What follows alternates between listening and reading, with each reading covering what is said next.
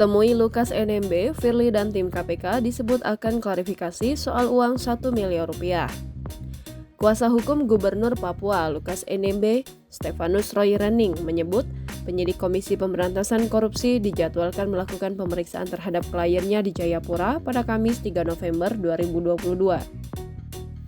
Roy mengaku mendapatkan informasi dari Direktur Penyidikan KPK Asep Guntur Rahayu bahwa Ketua KPK, tim penyidik KPK, tim dokter KPK, dan tim dokter dari ID akan menyambangi Lukas di kediamannya pada hari ini pukul 13.00 waktu Indonesia Timur. Menurut dia, tim penyidik akan datang untuk mengklarifikasi soal dana 1 miliar rupiah. Adapun Lukas diduga menerima gratifikasi 1 miliar rupiah terkait proyek yang bersumber dari APBD di Papua. Roy mengingatkan penyidik KPK saat ini bahwa Lukas masih dalam perawatan intensif pasca 4 kali mengalami stroke. Ia meminta pemeriksaan terhadap kliennya mengedepankan hak asasi manusia.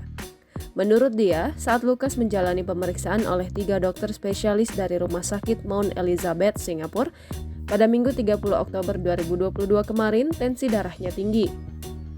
Ia mengaku khawatir kondisi kesehatan Lukas akan merosot jika harus berpikir keras karena mendapatkan pertanyaan dari penyidik. Sementara itu, dokter pribadi Lukas, Anton Moti, mengatakan pada pekan ini Lukas dijadwalkan menjalani pemeriksaan lanjutan.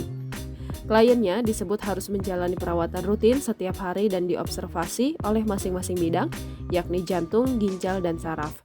Selain itu, kata Anton, hasil pemeriksaan dokter dari Singapura menyatakan kliennya harus menjalani fisioterapi untuk mengobati stroke, pemeriksaan darah untuk penyakit ginjal, dan observasi obat untuk penyakit jantung.